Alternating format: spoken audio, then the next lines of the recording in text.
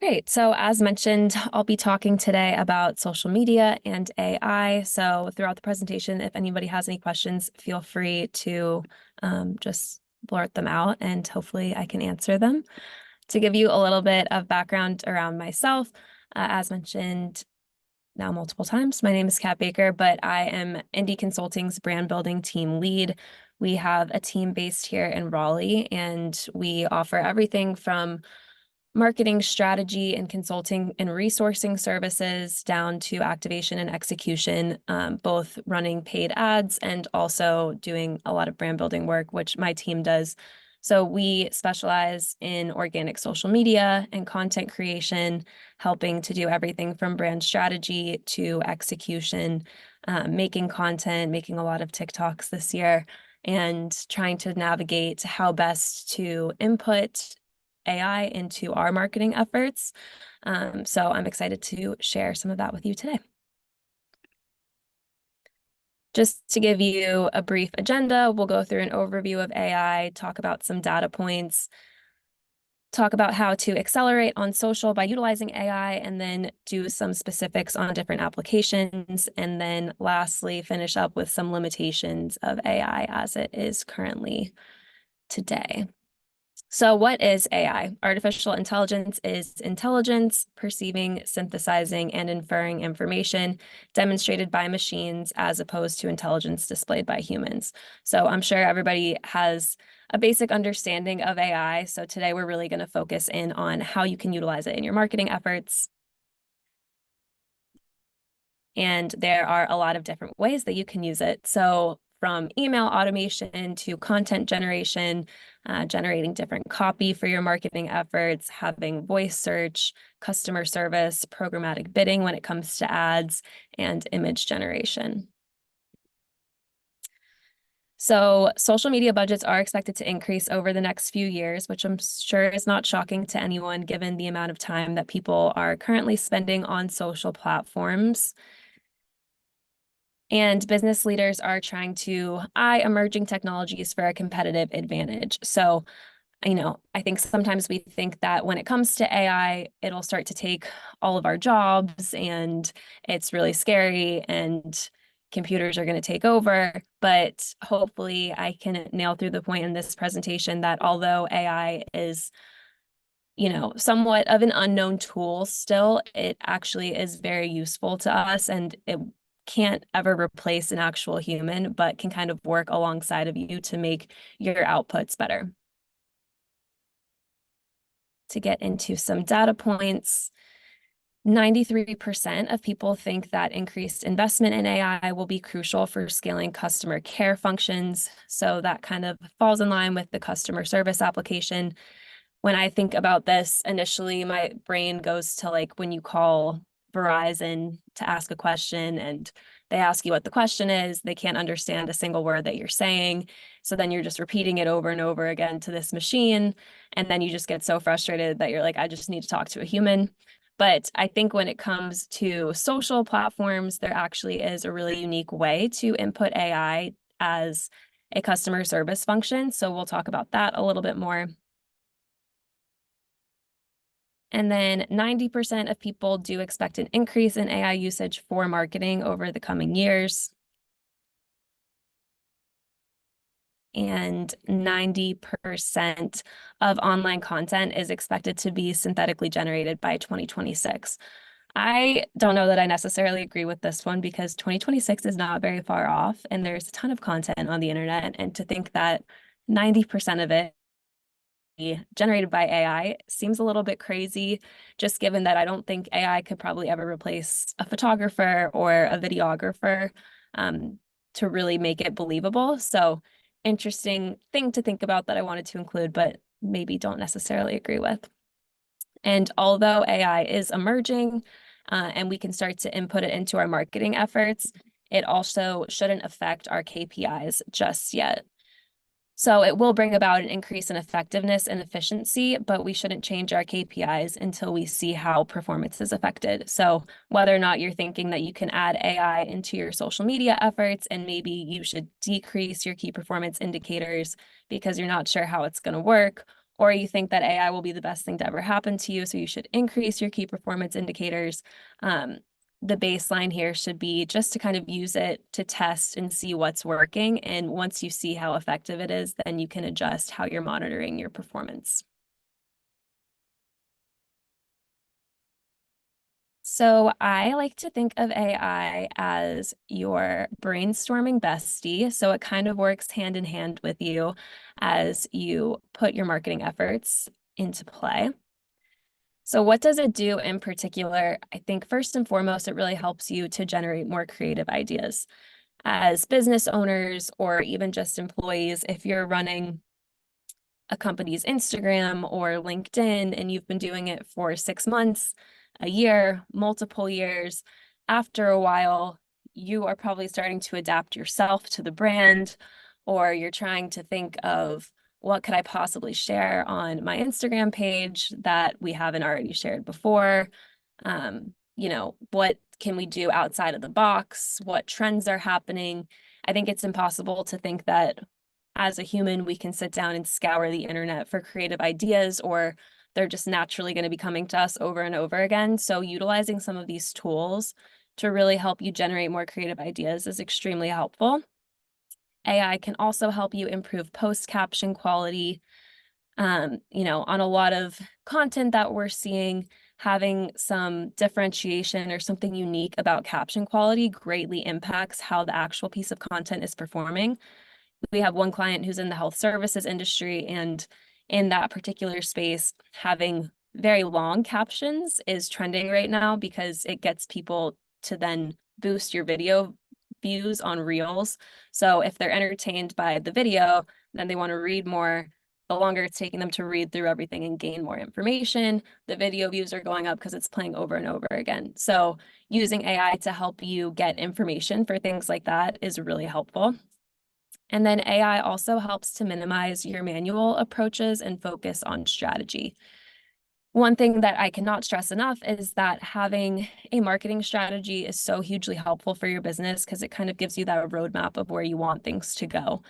And if we can use AI to free up an hour of your time, that you might be spending writing a blog here and there, then you can take that time to focus on the overall strategy of the brand, of where you want things to go, how you want to show up, what you want the brand persona to be, and give some of that executional work over to AI. However, AI cannot replace human creativity. At the end of the day, it is a computer. So we can't expect it to have any empathy. We can't expect it to be right 100% of the time. And we can't expect it to make real human connections. However, as mentioned, it does help to enhance human creativity and also support execution. So it's a good brainstorming bestie. With AI, it's incredibly important to figure out how to prompt the system. So this is an example of a little prompt that I put together. Our team recently had a virtual team onsite that I wanted to post about on LinkedIn. So my initial brief to the system was to write a LinkedIn post about a virtual team onsite.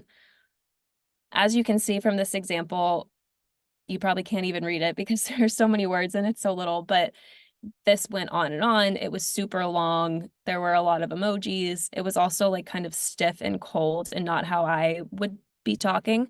So in my next iteration, I asked it to make the post a little bit more personal, which it did. Still didn't really sound like me. It was also still very long. So then in the next one, I asked it to make it shorter.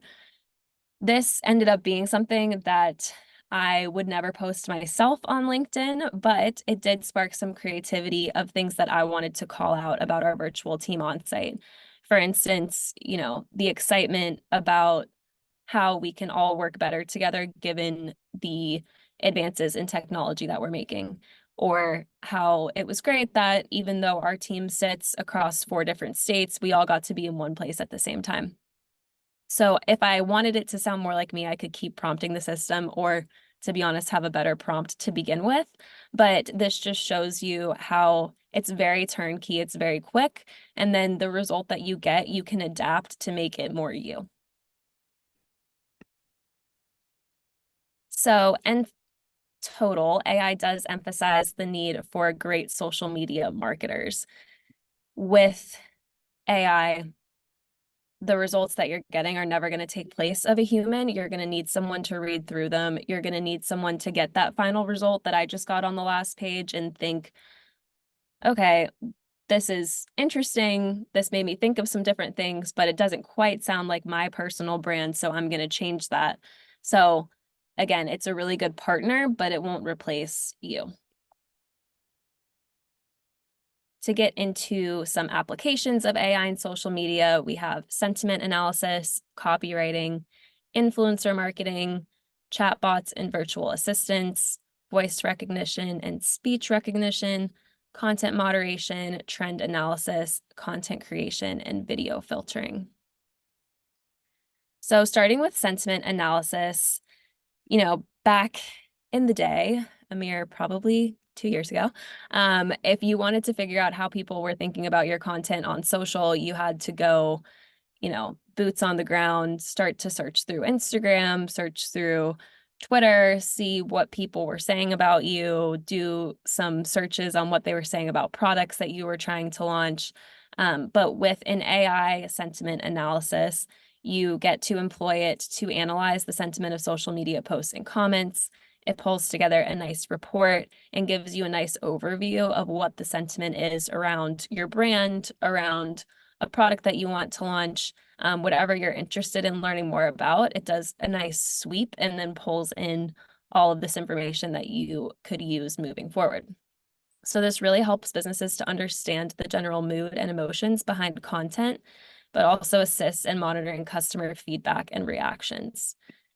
This example here is from Twitter, now known as X, but it talks about sentiment by airline. So it's really interesting. If you take a further look, it kind of talks about the different airlines, says if they're being talked about negatively, neutrally, or positively. It pulls out the most retweeted negative sentiments that are being shared the most across the platform. It also has the most common reasons for negative sentiment, if your flight was late, if they lost your luggage, does a full sentiment breakdown. Clearly, we're having an issue with airlines in this country because it's overwhelmingly negative if you take a look at the stats, and then it also provides a trend of the sentiment over time.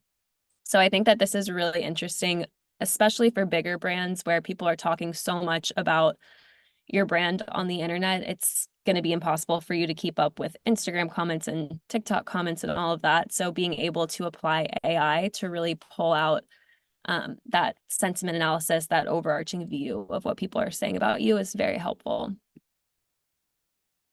Next up, we have copywriting, which we've talked a little bit about, but I think that this is probably the most commonly used AI output. So it can be used to write blogs, social media captions, emails, press releases, and basically fulfill any of your writing needs.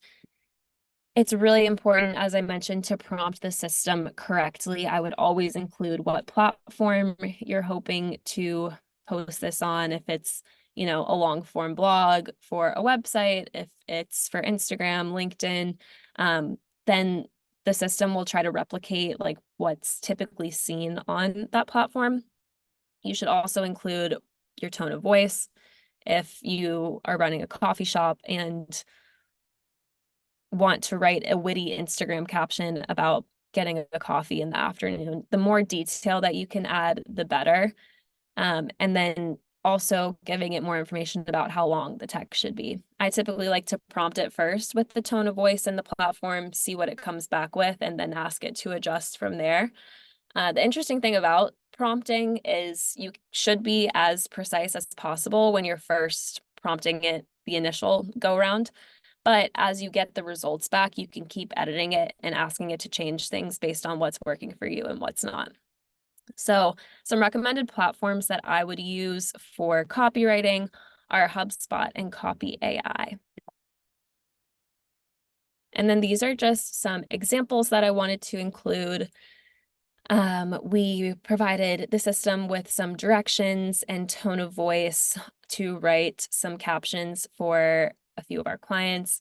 So this first one over here on the left is just simply writing about the importance of consistency in branding and making it witty. Um, I will say AI uses like an extreme amount of emojis sometimes that you may or may not want to take or leave, but interesting to hear. They also input a lot of hashtags that have zero alignment as to what is actually trending on the internet. So you'll see in all of these examples, it's usually followed by a lot of hashtags. That's something that you could ask the system to leave out or to add more of, but it isn't backed up by like the trending hashtags that are actually trending on social platforms. So it's something to be aware of because you might need to swap those out. For this middle one, we asked the system to write about taking collagen daily and to make it friendly. So again, a lot of emojis. And then the last one here, we have the benefits of magnesium in making the tone relaxed. This first one, kicking it back with some magnesium, it relieves anxiety, helps you sleep like a baby, and keeps your muscle nice and relaxed. So that's, again, kind of sparks some ideas, but maybe would need some changing. As copywriters, we would probably never choose to write like nice letter N with a comma relaxed. We would probably just write and or use an and sign. So things that always need a little bit of human interaction, but are helpful to get your creative juices flowing. Next up, we have influencer marketing.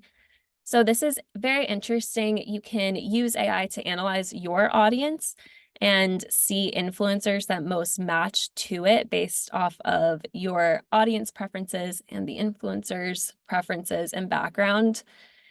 And then with that, you can match brands with influencers whose demographics match with your campaign's target audience. So if you're doing a lot of influencer work, this kind of takes that necessity of searching through different influencers, really taking the time to look through all of them, look through their posts, their backgrounds, who they seem to be interacting with, and this just does it all for you, which is very helpful. Something that is a little interesting about the influencer marketing world that I did want to include is I read an article recently about the potential for AI influencers in the future. So instead of having a real person be doing the influencing, we would have AI be influencers. But I personally don't know how this is going to work because I think influencers become attractive to us based on their personality, or you like to follow them because they have a great family or what they do is interesting. And then maybe, you buy a shirt that they're recommending occasionally, but your primary goal in following them is not always to buy the products that they're recommending, but to see their lifestyle, which will be hard to replicate with a computer system. But anyway, if interested in using something like this to find influencers that would match with your brand, I would recommend using Amplify as a platform to check out. As we move into chatbots and virtual assistants, AI-powered chatbots provide real-time support and information to users and help to answer questions while also guiding users towards relevant content and enhancing customer engagement.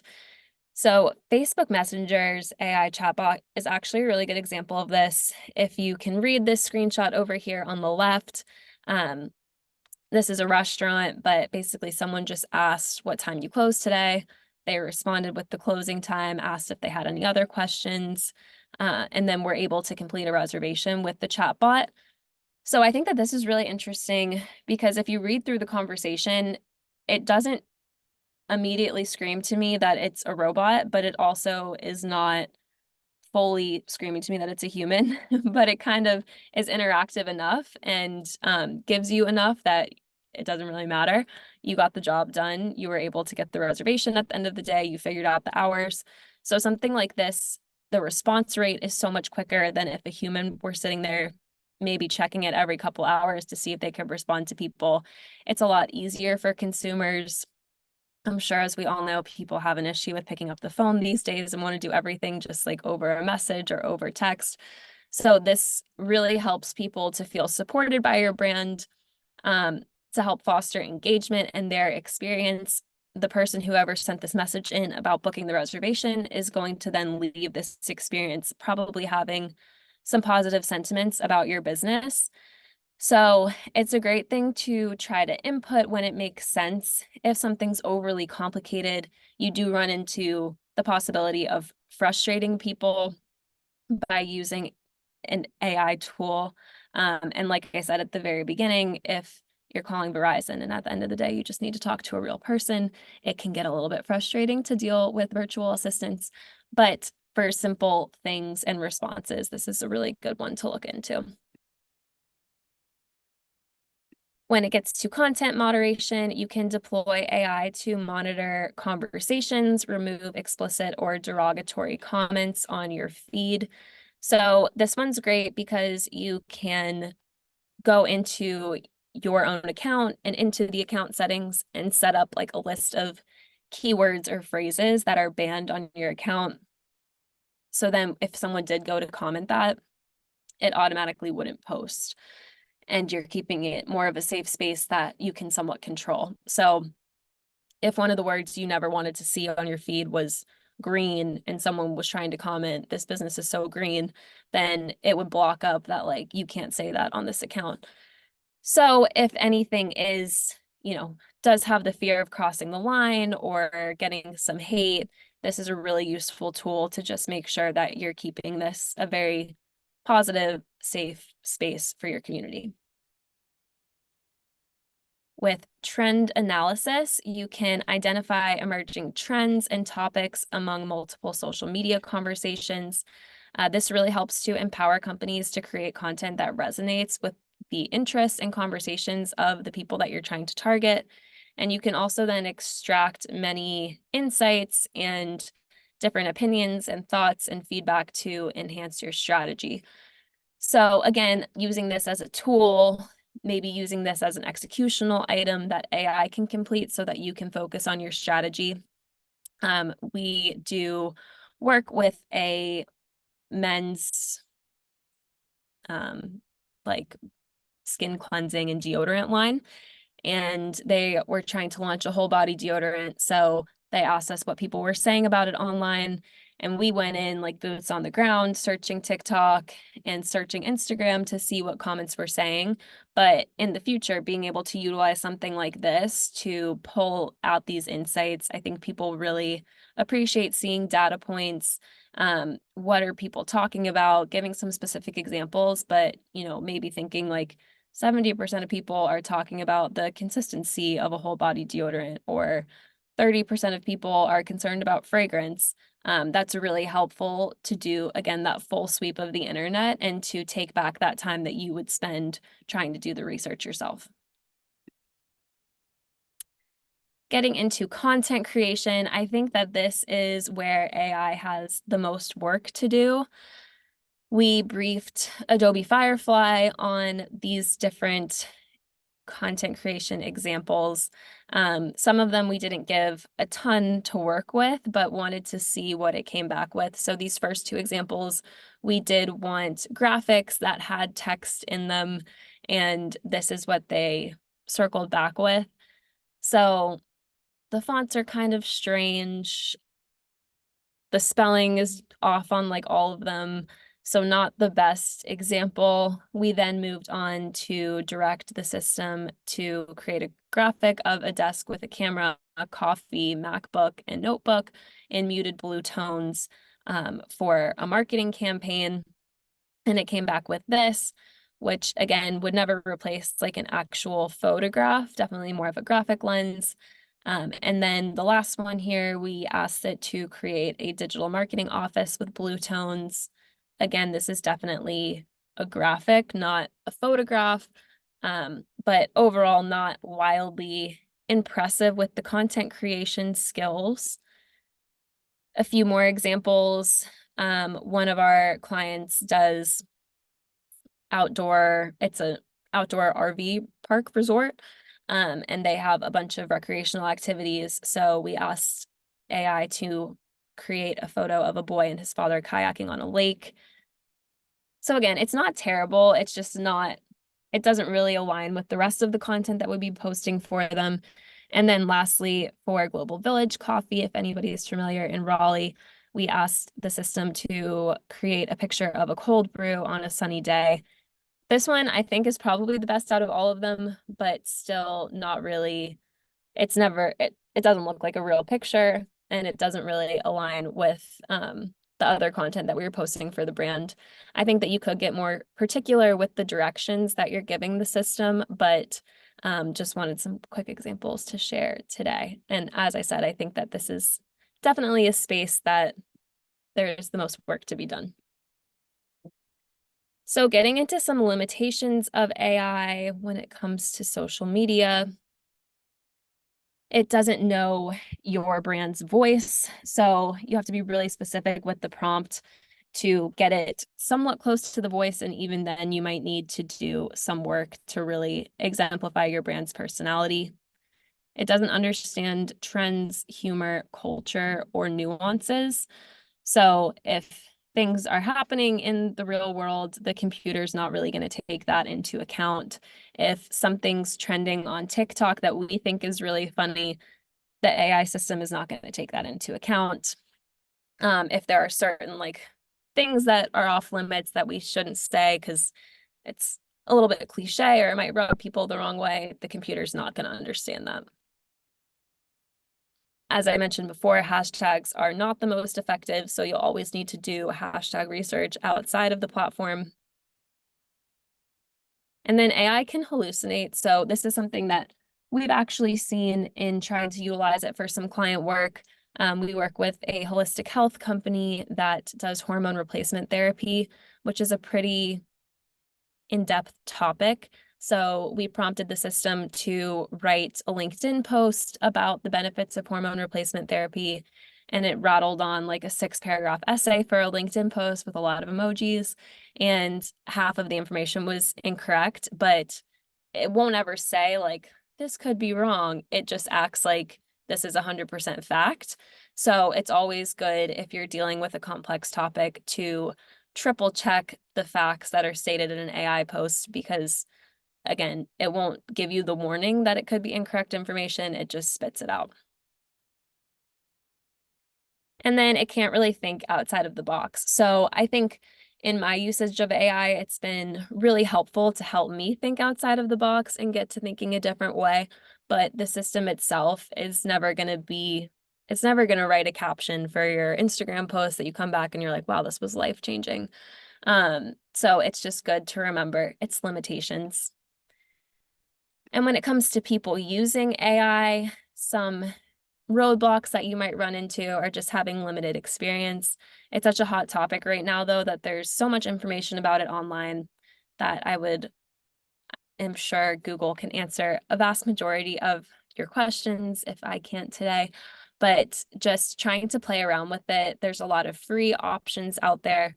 So good to just get your experience levels up and know what you're talking about, or, maybe the baseline.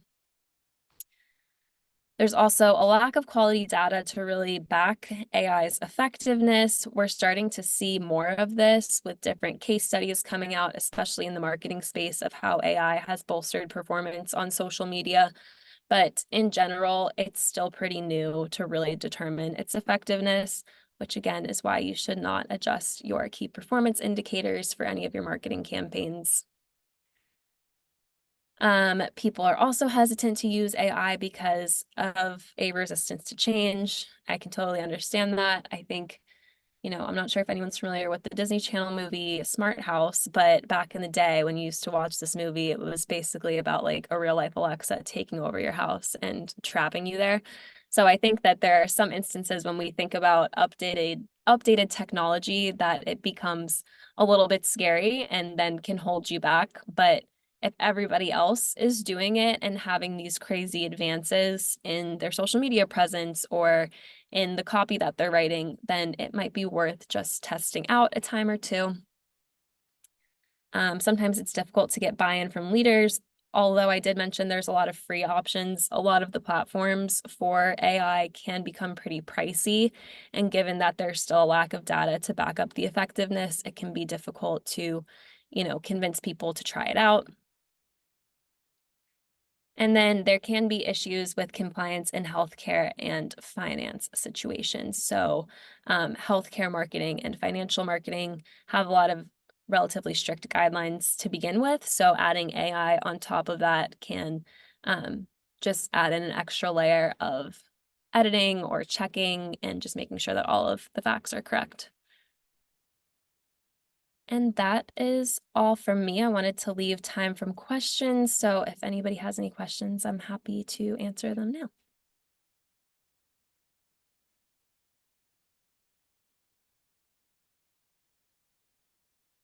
I have a question.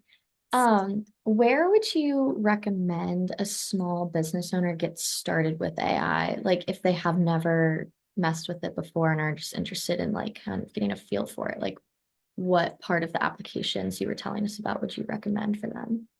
Yeah, so I would start out with just using it to help with copywriting. If you're sending out company emails or writing up captions for LinkedIn to help promote the business.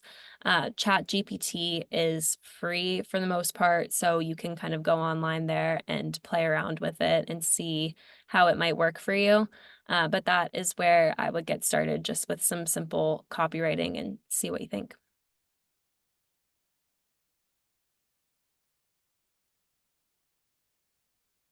I have a question. Thank you. This is super informative, by the way. One of the things you mentioned Chat GPT. What are some of your other favorite platforms that you like to use or recommend to try and figure out some of the best prompts to use or questions, kind of navigating as a novice user? Yeah, ChatGPT is good to play around with. HubSpot, I believe that there is a fee associated with that one, but they have done a good job of um, trying to get on top of the content creation game and copywriting. I would also just recommend trying to utilize some of the in-platform AI features on different social platforms. So if you're posting a reel on Instagram, even simply adding the automated captions that Instagram will generate for you. It's always good to read through those because sometimes there are typos, but just getting your feet wet with trying to generate some AI into your content, I think would be helpful to see how it works, where you might need to double check things. So I would definitely start off there.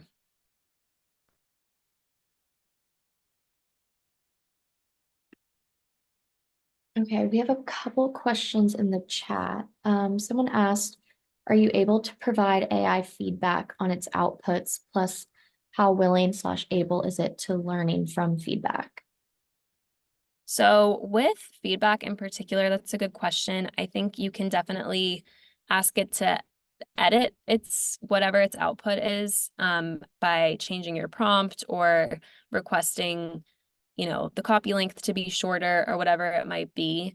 And I've noticed that in a lot of instances, it will, like in that LinkedIn example that I showed a while ago, it did make the copy shorter, but it didn't change anything else except for pretty much just like chopping off the bottom part. So as specific as you can be with what you're looking to change about the outputs, the more responsive the system will be. But it's kind of is a fun thing to play around with because you get to try different things and see what it comes back with. And then I see a question here about a platform that you would use to find trend analysis. HubSpot is another good one that does that for you. And you can also look into Sprout Social. It's a little bit more expensive, but they have great social listening and provide a lot of trend analysis for your brand. And then for the next one, do you know if there are any ramifications to using AI on your website? Does it affect SEO in any way? It depends what you're using it for. If it's for content generation, like images and whatnot, I would probably not do that just yet. But if you have a blog section on your website, and even if it's not a live blog, but it's hidden, it's still going to impact your SEO score. So we have a client who sells infusion heart pumps, and we write blogs for them twice a month based on different heart pumps that they're selling, and we've used AI to help inform some of that writing. And we post it on a hidden blog on the site, and we've seen a huge increase in their search engine optimization and organic traffic to the site. So it's been super helpful in that instance.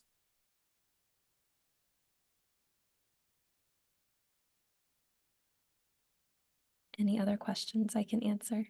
I have one, Kat. So if, like, let's say for instance, two of us on this call have the same type of business and we both go on to Chat GPT and we both ask it to write us a blog post. My business is located in Raleigh, write a blog post, whatever, about being located in Raleigh. Is there any chance that Chat GPT could put out the same two responses? Yes, there is. So I think that that's another good call out on why you should be super specific with your prompt.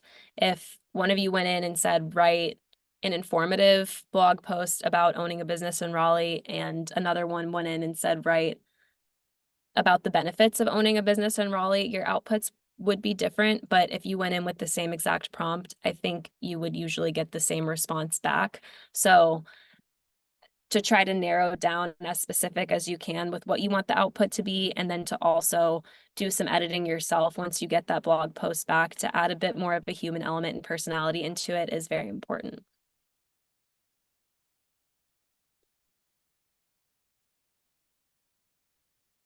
I'll ask another one. Some of the questions we get from small business owners sometimes is, let's say that they are using some of these Chat GPT blog posts and modifying them to make their own. With a lot of the features right now being available for free, is there any chance if they start to charge or have fees associated that businesses would have to pay for back content or have to update or revise things based on if they paid for that before or not?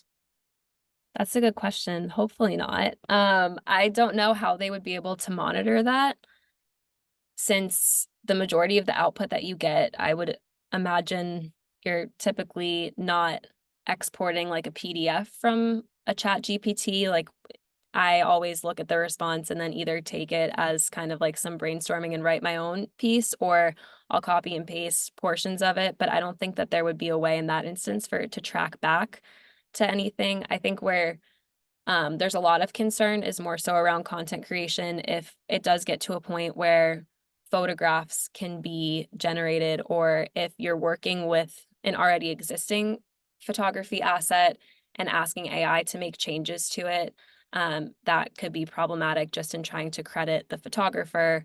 And then you have this computer system that's also working on the piece. So I think there's a potential there for things to get a little bit dicey, but I don't see, if it's just copywriting, how like a Chat GPT would turn into a paid model and then try to go back and pull to get money from people from things already generated.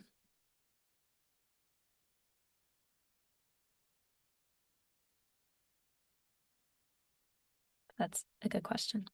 Are there other things that you're using Chat GPT for to automate in your business other than just writing blog posts or helping with social content? Like, do you see other business owners using it for scheduling or for, posting updates about like what they're checking their email or filtering things like that? Yeah, I think that there's different ways to use it, since the majority, all of my work is pretty much in the social media and content creation space. That's where I do most of the playing in Chat GPT. But I have seen, we have team members who run email campaigns for different clients, and particularly with automated campaigns, it's very creative, or helps you become more creative in figuring out like maybe some witty wording around an abandoned cart email that would get automatically sent out if someone added a tea to their cart and then left. 10 minutes later, they'll get that email that says like, hey, like, looks like you forgot something, or creating a more witty subject matter for an email, like spilling the tea, you left this in your cart. So we've played around with it in there quite a bit, but I haven't had a ton of experience using it outside of a marketing situation.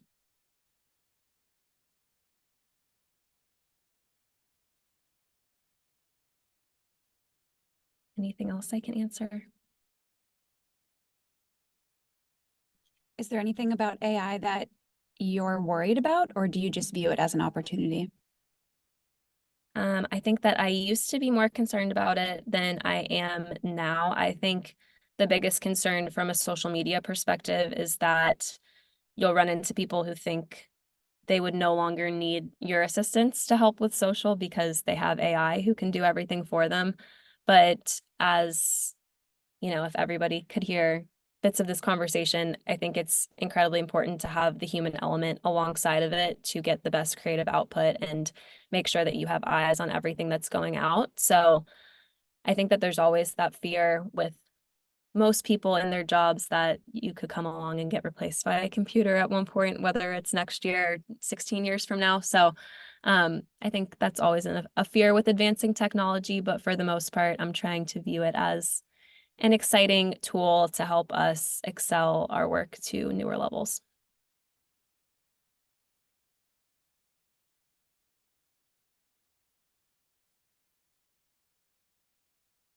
Have you noticed any, when posting, when doing posts with AI, have you noticed any algorithm, like decrease, increase? It's so hard to register, but if it's an AI post, whether it performs better or the same as other posts? Yeah, we've definitely tried to keep an eye on that. I know that there's some case studies that I've read through online that some businesses have seen a huge increase in social performance since inputting AI.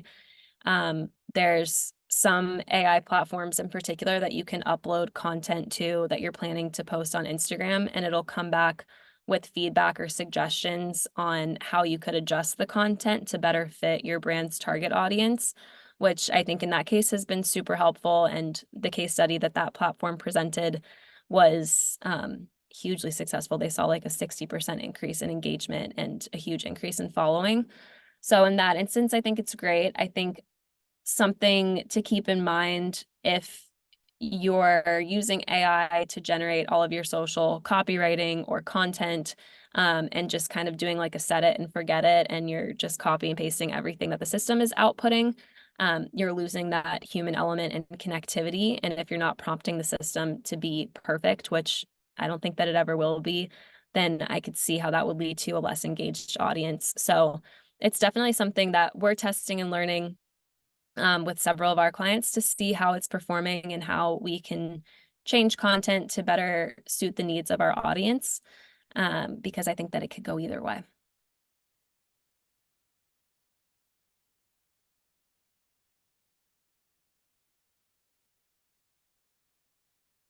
Well, thank you, Kat. Any last minute questions before we wrap it up?